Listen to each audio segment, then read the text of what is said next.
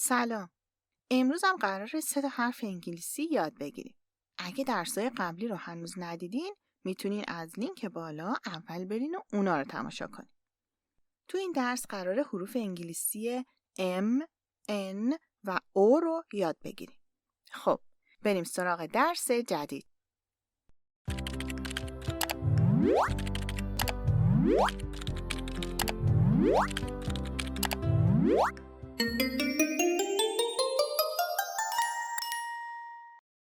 letter M. حرف M. صدای حرف M م. monkey میمون م. mountain کوه. letter N. ن. nine نه. not آجیل. letter O. octopus. orange نارنجی. الان که این 3 حرف انگلیسی رو یاد گرفتیم و طرز تلفظش رو متوجه شدیم، بهتره که درست نوشتنشون رو هم یاد بگیریم. capital M. M بزرگ.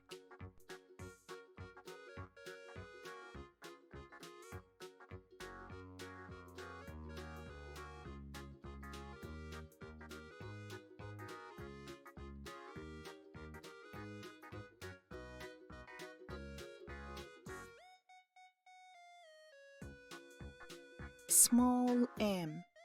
M کوچک.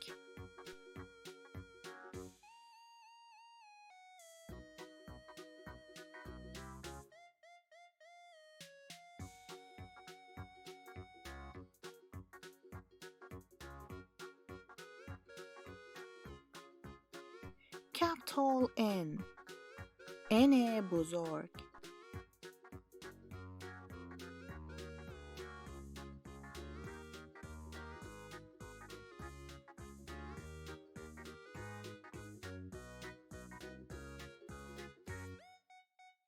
small N. N کوچک.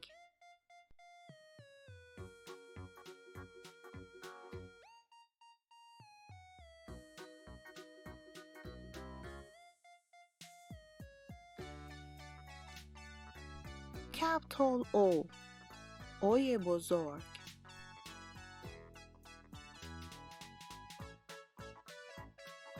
small O. O کوچک. حالا کلماتی رو که یاد گرفتیم با هم ترکیب می‌کنیم و عبارات مفهومدار درست می‌کنیم. با دقت گوش بدین و تکرار کنیم. capital M. small M. M sound M. monkey on a mountain. میمون روی یک کوه.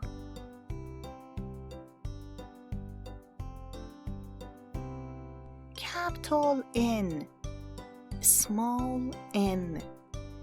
N sound N. 9 nice nuts. 9 آجیل زیبا.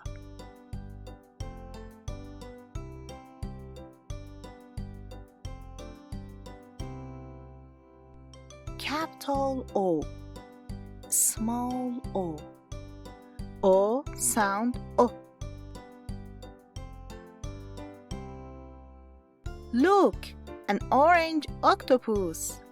نگاه کن، یک 8 پای نارنجی. این درس رو چندین بار تکرار کنین تا خوب یادش بگیرین. میتونین تمرینات مربوط به این درس رو از لینک تلگرام که داخل توضیحات گذاشتم دانلود کنین. یادتون باشه لایکای شما باعث دلگرمی منه و اگه عضو کانال نیستین حتما عضو بشین. تا درس بعدی، خدا نگهدار.